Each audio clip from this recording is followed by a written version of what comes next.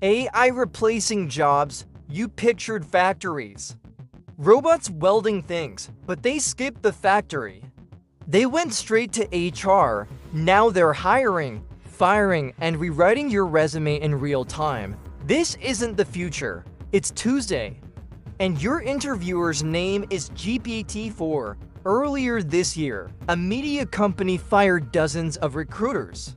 No notice, just disabled logins. The AI now screens resumes and books interviews. In under 60 seconds, when asked why, they said it was more objective. Translation: it doesn't eat lunch or ask for healthcare.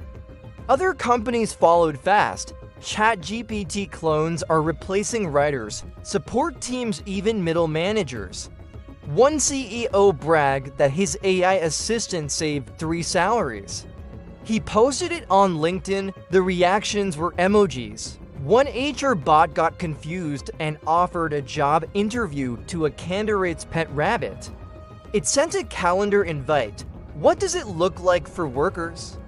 You get ghosted by a job with no human contact.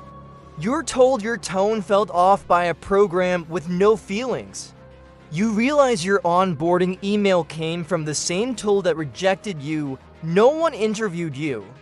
No one rejected you, you just got filtered. When HR met ChatGPT, it didn't get fired.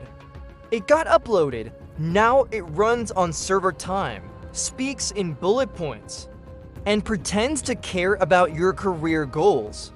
And if you cry during the exit interview, don't worry. It logs emotional responses for product testing. Subscribe to Outsmart AI, and thanks for watching.